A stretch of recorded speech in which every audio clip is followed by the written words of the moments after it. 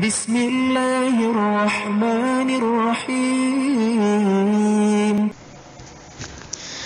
Pasal najis ari najis eta aya tilu. Hiji najis mugolado tegasna najis anu dibangetkeun hukumanana. Kadua najis muhapapah tegasna najis anu dientengkeun hukumanana. Katilu najis mutawasito tegasna najis anu nangah-nangah hukumanana. Ari ngaran najis mugolado nyaeta anjing rejeng bagong atawa anak incuna salah sahijina anjing rejeng bagong. Ari ngumbahna najis mugolado eta kudu menang 7 kali. Sanggeus leungit rupana anu 7 teh eta kudu dicampuran salah sahijina make taneuh. Ari ngaran najis muhapapah nyaeta ciki budak lalaki anu tacan barang dahar salieun teh cai susu sarta tacan aya umur 2 tahun. Ari ngumbahna najis muhapapah eta cukup dibanjur ku cai anu bersih. Ari ngaran najis mutawasito dibagi 2 bagian. Hiji najis ainiyah tegasna najis anu aya buktina.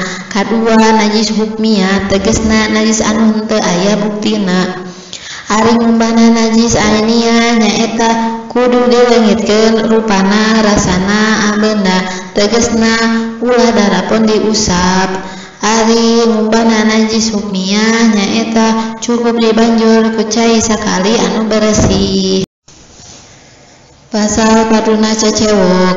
Hari paduna cecewok eta aya 4 perkara. Hiji kudu ku cai anu bersih. Kadua kudu ngabatekeun liang dubur. Katilu kudu ngilangkeun rupana najis. Kaopat kudu leungit bauna najis. Pasal sarasana cecewok. Ari sarasana cecewok eta aya 2 perkara. Hiji kudu suci caina nalika ngusapkeun tegasna ulah darapun diusap. Kadua ulah mangmang kana mang teu ayana anu kaluar tina kubul atawa dubur.